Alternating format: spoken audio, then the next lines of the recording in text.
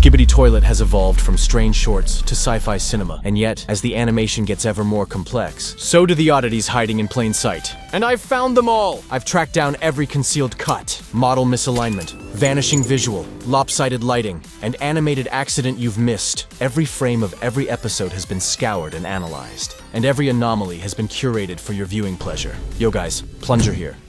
That's right, this is the Glitch Gallery. Now, just to be clear up front, this video isn't a criticism. Yeah, I found a bunch of weird stuff, but this is a love letter to the animation process. All of this stuff makes Skibidi Toilet what it is, like the fingerprints in the clay of Wallace and Gromit. Oh look, you can see the wire. Wait, wrong show. I'll also be highlighting interesting details and sneaky animation tricks that Boom uses, which I appreciate a lot. Let's start at the beginning and see how deep the toilet bowl goes. And here we are, starting with the shorts.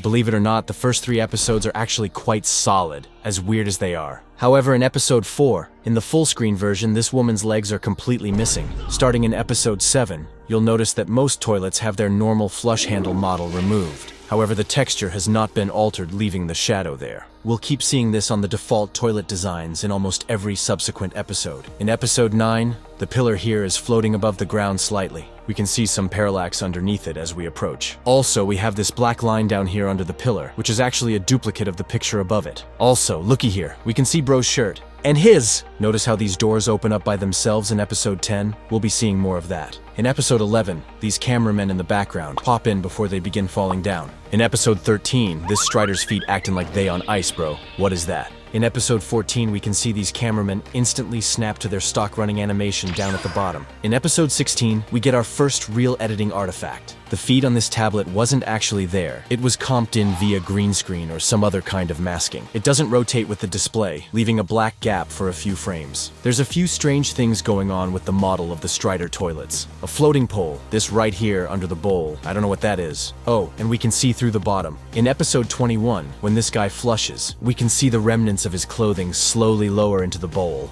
In episode 22, this Skibidi toilet just melts through the pavement. In episode 26, we can see yet more clothes inside some of the toilet bowls. Also, did you ever notice how we fall backwards while sitting on the toilet? I love that detail. In episode 27, we can see through the inside of this lil camera car here. Also, there's a weird glitched frame right here. 2 frames are duplicated with slightly different lighting. And after the cameramen infiltrate, we see our first editing crossfade right as Bro gets chomped. In episode 28, these toilets here are literally floating, bro. Only a little bit of them is actually on the ground. There's some weird glitching in the Mafia toilet's jetpack flames here with the layering. However, I'm not going to point out all particle glitches as they are extremely common. Ironically, the episode with Glitch Toilet is relatively glitch-free. Same can't be said for Mr. Dust himself. If you look at the floor and his shadow, you can tell he's actually floating a bit above the ground. Also, what's this under this Skibidi? In episode 31, we can see a crossfade cut right as this poor guy has his head ripped off for some reason. By the way, you ever notice this guy using a plunger in episode 32? Bro's the OG plunger man for real. Also, this single lil speakerman flashes white for some reason. Alright guys, let's head into the dark phase. The longer these episodes get, the more glitches we'll find. In episode 34, these doors open and close, all on their own. Look at the way Bro's feet rotate in episode 35. I don't know if it's just me, but the large cameramen's heads look so huge in episode 36. So do the speakermen's heads, actually. We can see an issue with the base toilet model here in episode 39. You can actually see right through the underside of the seat. I'm just going to point this out once here, but it's been present every time we see a toilet from this angle. Also, this debris pile is floating well above the ground. You ever notice this lightning strike in episode 42? In 45, these particles fly at us through the building from the other side. In 47, right here while Titan TV Man is using his red beam, part of his hook just randomly snaps into place. When the camera turns as Titan TV Man is teleporting, Titan Speakerman's blaster becomes transparent for a frame. Towards the end, we can see a light moving down from Titan Speakerman into the floor. This won't be the last time we see a rogue light floating around. In episode 50, the sliding door loses its lighting when it slides up. This is a pretty common SFM issue when you move a model into the geometry. Also, there's a crossfade cut right here just after Titan Cameraman flies in. And check this out. In the season only, Bro gives a thumbs up towards Titan Cameraman at the end, but it's hella pixelated. It looks like it must have been some green screened overlay. In episode 54, we can very clearly see the end of this particle trail sticking in place. It was clearly intended to be off-screen, and it was, before the camera turned that is, and there's some goofy smoke back there from where that cameraman was hit. In episode 55, this explosion glow doesn't light up the top of this building. This again is something we're going to keep seeing. In episode 57, did you know we can actually see a tiny bit of plungerman atop the building before he pops out? Those dark pixels are no longer there after he's moved. Also, we can see a clear crossfade between parts 1 and 2. I won't mention every crossfade between 2 parts as it's pretty self-explanatory, but this is the first one. Also at the end we can see that I am not properly attached to Titan Speakerman's face. I'm just floating there. Plunger confirmed as an Astro. In 59, I love this detail with Bro in disbelief back there when Titan Cameraman stuffs the cannons into the huge Skibidi tank's mouth. Towards the end, there's some strange lighting glitch on this large Speakerman. In episode 60, these guys down here are just on pause for most of the episode. Absolutely enamored with the cinema happening above them, I suppose. There's also this weird lighting on G-Toilet's head. What's with all these flying lights, bro? In episode 61, after Speaker Woman attaches the knives to her face, her closed fists just glide right through them. By the way, I'm fairly sure these crazy duplicated eyes are intentional. In episode 62, this cameraman back here doesn't move a millimeter until the scientist arrives. These two back here are also paused. There was an animation error with G-Toilet here in the episode where his jetpacks were not active, but this was fixed in the season, and I've already covered it in my changes video. In episode 65, when Titan Cameraman is pushing fake G-Toilet, his cannon disappears before it leaves frame. There's also a weird ghost of G-Toilet's teeth on his neck as he turns to Titan Speakerman. Okay guys, we've made it to the Alpha Hills arc. Glitch is gonna ramp up exponentially from here.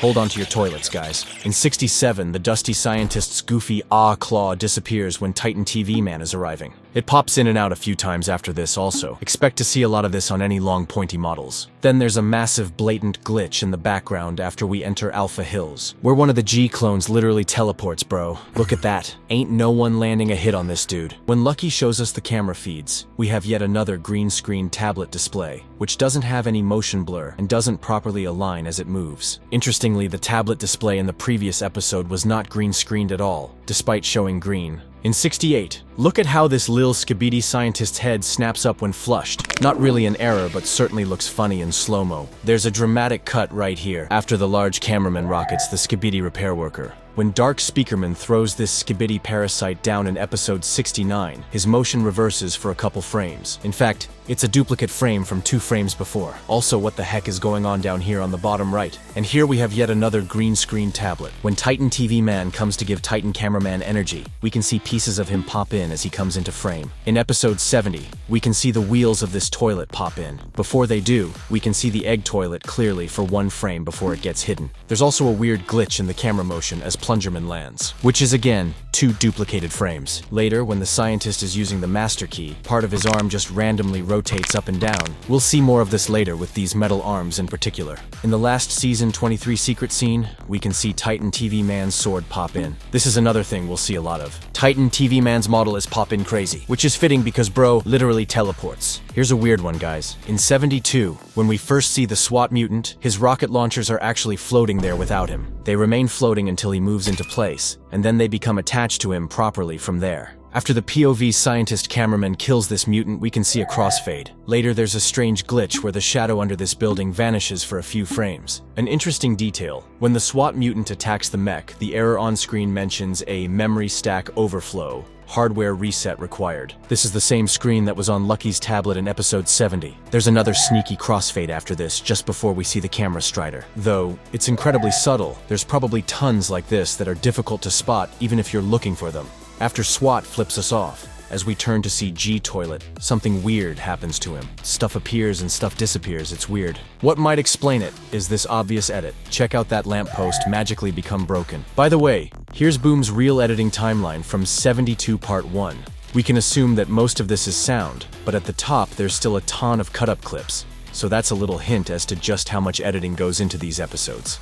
When the detainer's claws are spinning, we can kinda see through the end of the arm model a bit. After G-Toilet escapes, we can see Titan TV Man's shoulder TV pop in. Bro then fades out when the camera turns away due to yet another crossfade. In this season 24 secret scene, there's a subtle crossfade when Lucky is walking towards the door. Just wanted to point this one out to show just how subtle these can be. There's a lot I haven't been bringing up because it's extremely hard to even show you. Also, this cameraman has human skin on his neck. Human-skinned cameraman all the way in the big season 24, huh? In 73, we see Plunger Woman's thumb melt into the tablet. I've not been mentioning models clipping each other slightly as it's expected. only pointing this one out since it's front and center. After camera woman stabs this Skibidi, the blade of the plunger just phases upwards through his head. After she auto-aims the 5 Skibidis, this pile of dirt in the background flashes into deep shadow for a moment. There's a massive obvious crossfade after she gives a thumbs up to the scientist mech. In fact, we see her hand phase back in for a moment. Later we see G-Toilet's laser fade in after Titan TV Man taunts him. We can see the moment Titan TV Man's teleported arm despawns. Then Bro pops in like crazy on the left side.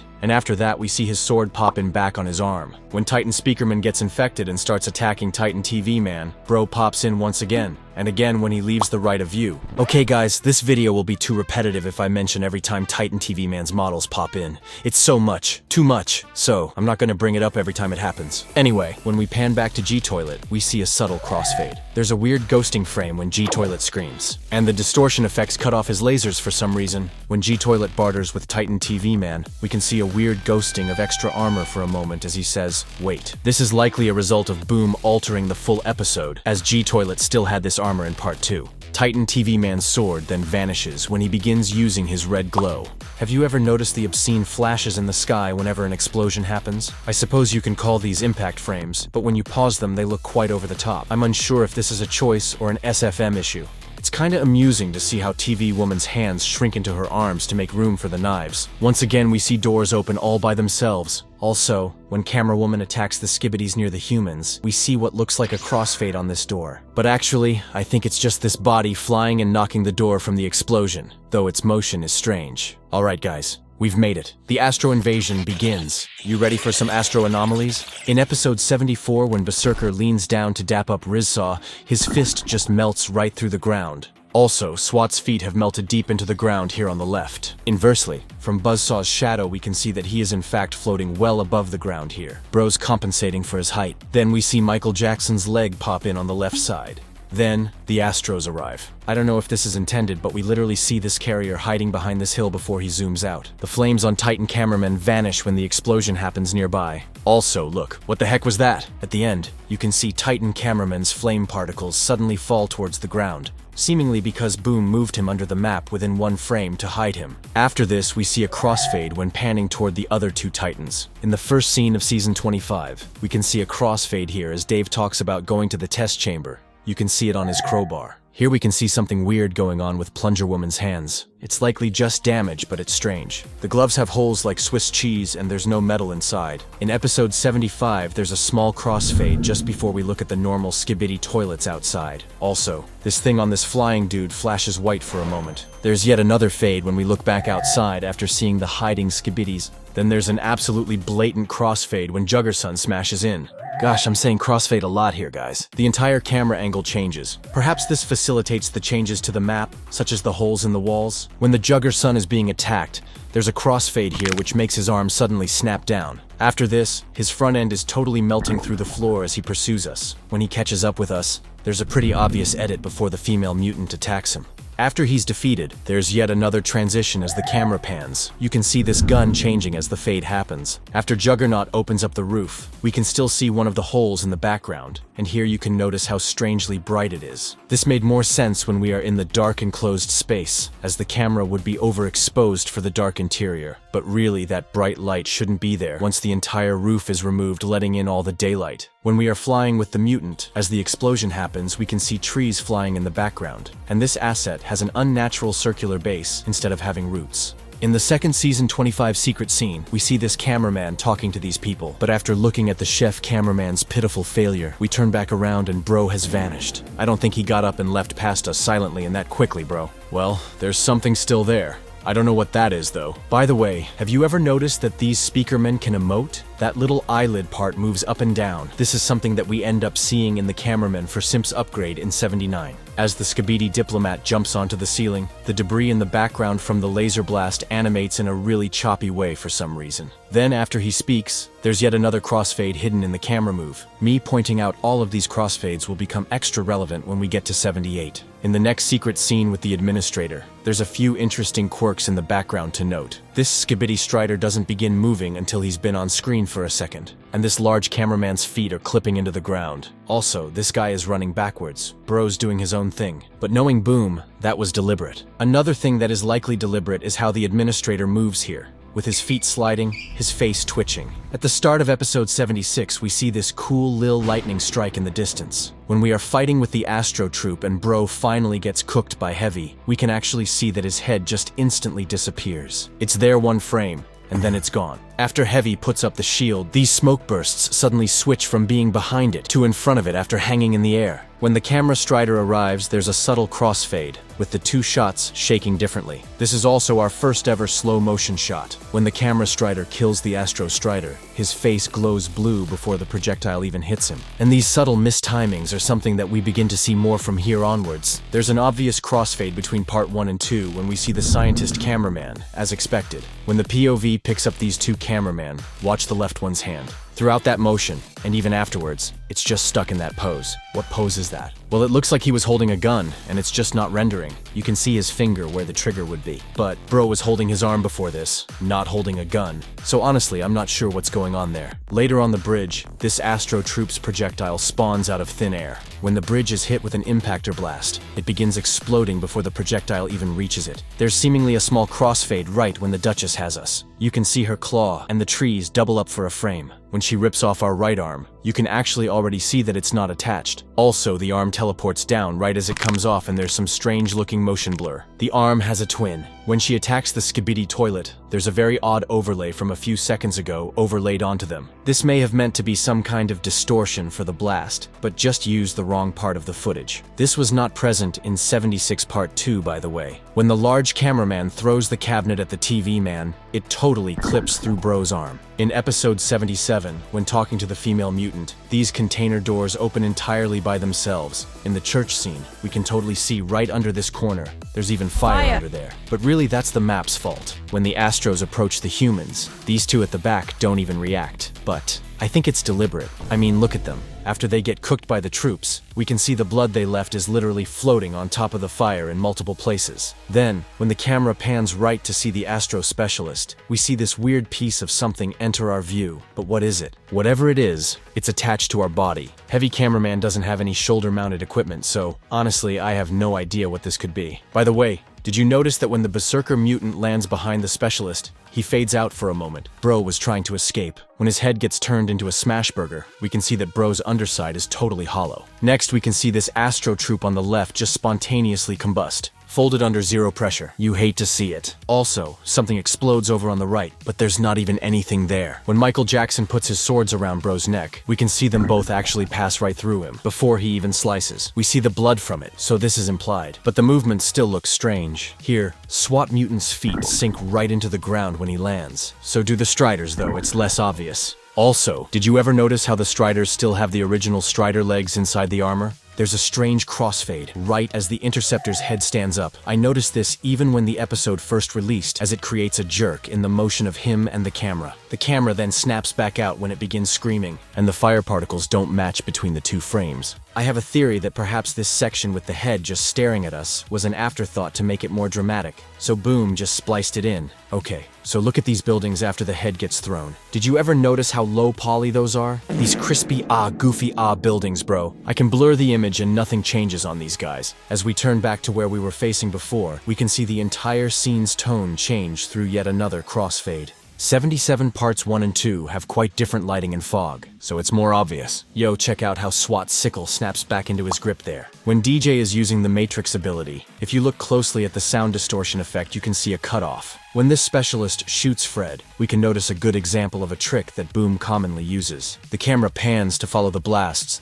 but the blasts have already gone well off the right side of the screen. But when we turn, suddenly they come in from the left. If we look carefully, we don't see them during the pan either. This is an extra bit of effort I really appreciate. Boom is deliberately bending the rules to make the fight more readable for the audience. Boom. We'll see a lot more of this type of thing. Try and look for this during the next battle. As we stare at Fred, we see an extremely subtle crossfade. Can you spot it? Fred's gun melts right through the floor as he begins to aim it. The Astro is too, but he did get slammed, so it makes sense. This troop begins to explode before the projectile reaches him. There's an easy-to-spot edit in the camera move here before we see the cameraman 3.0 arrive. If you've been paying attention, a lot of these crossfade edits occur right before a new set of characters arrives. Boom is likely splitting the project into multiple files to save on lag. This will become extra relevant when we move on to 7 78, but there is another reason that I'll explain later. By the way, did you ever notice this bro doing push-ups back here? When Plunger Woman is cooking the specialist, his sword vanishes as he goes off screen. Look at these eyes, lol. The transition to Kathy's face is a crossfade, obviously, but it's interesting how her entire hat position changes to accommodate her head. Then we have yet another extremely subtle fade after this part ends. Seems there is a hard cut shortly after, hidden during a fast whip pan. There's another subtle example of Boom's projectile trick with polycephaly.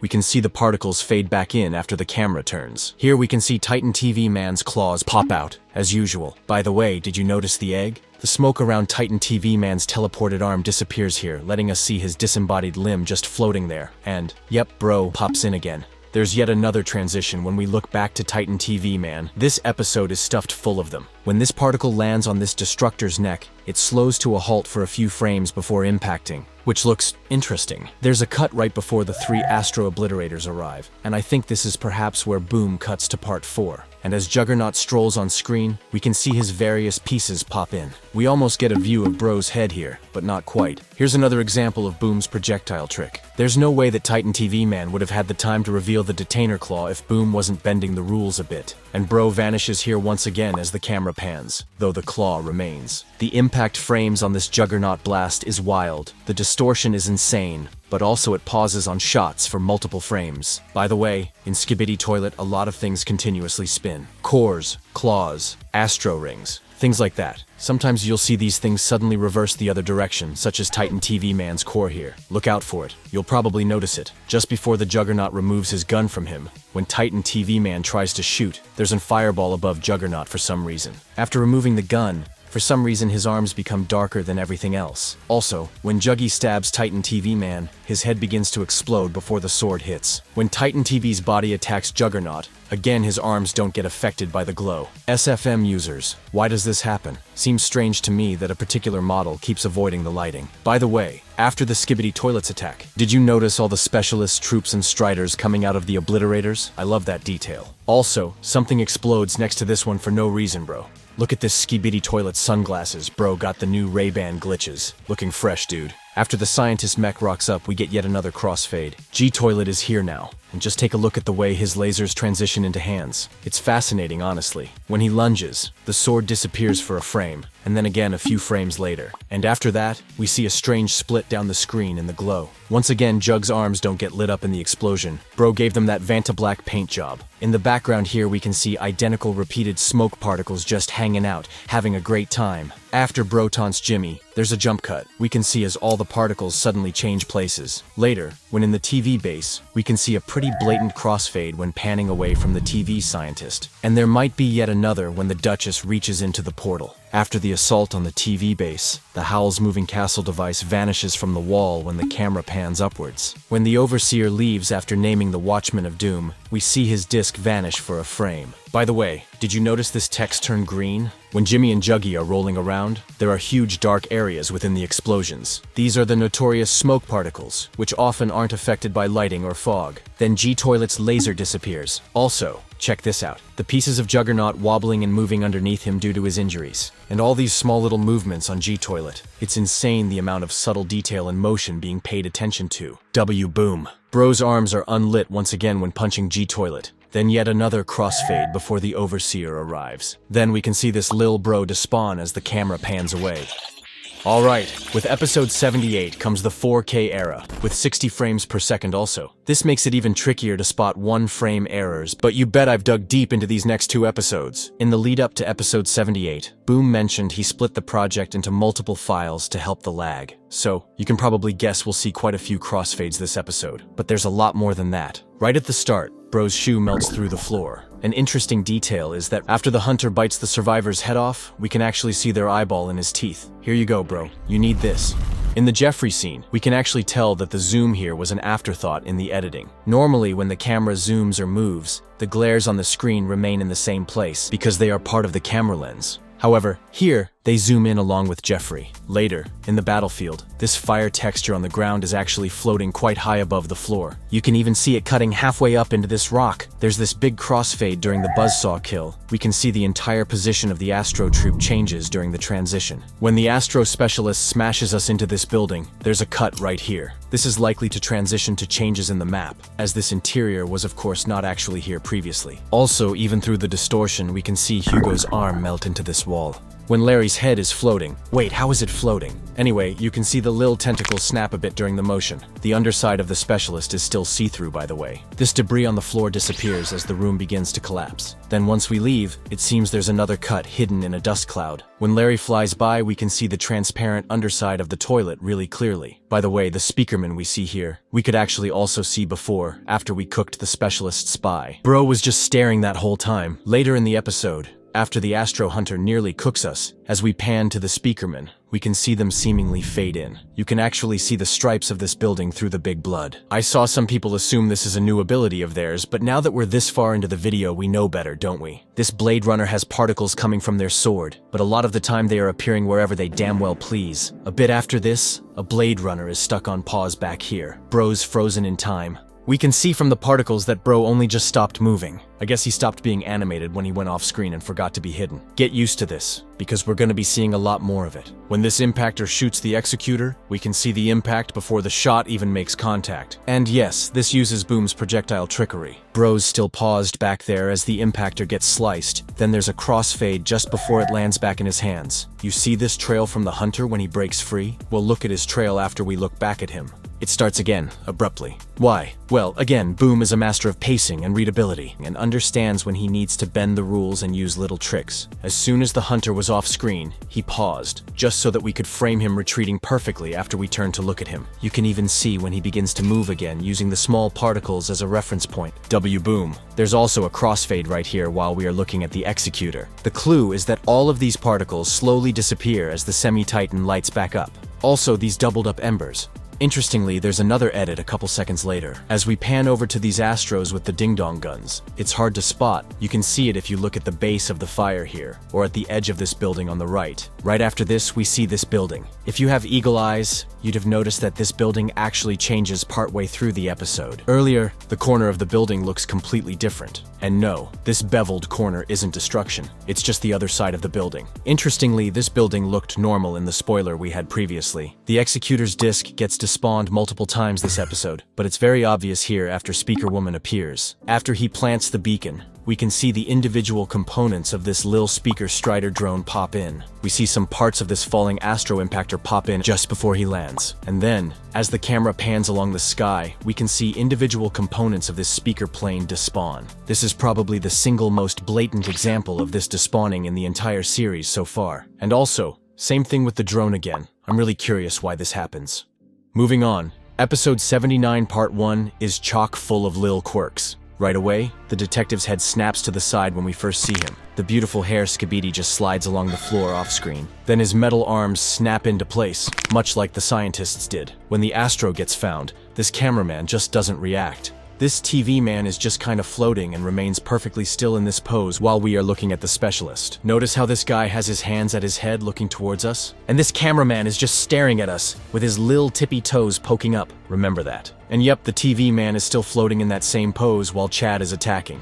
And when Bro walks back into his pod, he kinda glides up them steps. After the Astros attack the camera base, when the diplomat walks in, no one nearby reacts to him. Yep, all these cameramen are still in the same pose they were earlier, and continue to remain in that pose, as we run out the door also. Plungeman ain't the only statue this episode, it seems. There's a quick cut here when this explosion happens as we run out of the doorway. Boom clarified his editing process a little more before 79 released, revealing he re-exports sections to fix issues, so that's another reason we have been seeing so many crossfades. Check out the blood splatter when Berserker demolishes this specialist. You can see the same blood texture just grow in size when it impacts the wall the second time. Also, it's in front of the explosion for some reason. We see both a snap in Berserker's arm and one of his spikes. There's another snap in MJ's arm here. These metal arms just have their own specific issues. They always be snapping. When this obliterator warps in, one of his particle trails doesn't appear till a moment later. Just before the Duchess appears, Berserker's arm snaps again. Then, when she finally appears, we see a camera trick where the view physically flies over to her rather than just zooming. Much like with the projectiles, this is yet another trick in Boom's arsenal, though this is a newer one. The camera isn't diegetically flying at the Duchess, of course. That didn't actually happen. It's just a tool to make the scene more cinematic. We can actually see the same thing happen in Skibidi Toilet 78 when looking at the large TV man, but it's much more subtle. It also happens a ton in past episodes in very subtle ways which aren't too easy to point out in a video like this. Oh, and while it looks like there's also a crossfade during the zoom, it's actually an overlay. I'm sure most of you saw this by now as the clip has been reposted a lot, but Robert isn't animated at all. But perhaps that's intentional. Bro clearly accepted his fate by that point. There's a very blatant crossfade as the Watchman of Doom appears. You can see it especially on MJ's swords. In fact, there's two back-to-back. It seems that Boom replaced or added this Lil section here. When our suffering titan begins approaching, these guys on the turrets begin shooting, but you can tell they are not animated at all. Neither is this guy. For some reason, the lighting here is clipped to the edges of this model, rather than properly glowing. I believe this is due to the particles behind it which at this point seem to have infinite depth issues, bro. Mr. Dust's big ol' mech swords blink out when we pan away. When Kleiner appears, we actually see his claw pop into existence. Also, the camera movement trick also occurs here. And, finally, there's a crossfade right before we turn to look at the base near the end of the episode. Boom mentioned in his interview with Steak that he intends to fix issues with Part 1 for the full episode. Perhaps this video is a peek behind the curtain at things he might be planning to change. So be on the lookout. And there we have it, guys. So what can we take away from all this? Simple. Appreciate the animation process. This stuff takes time. It takes effort. We just scratched the surface and found a few things that slipped through. But for every quirk you do see, there are going to be dozens more that Boom caught and fixed before the final render. The effort that went into spotting these doesn't compare to the effort it takes to make stuff this insane. I want to stress that here. So, respect the process, and of course, don't expect Boom to rush out releases. Anyway, Boom, this is my application and resume to be brought on as QA inspector. Jokes aside, hopefully this video has given you a greater appreciation for the animation process, and a deeper love for this incredible cinema, spawned from so-called brain rot, glitches and all. Subscribe.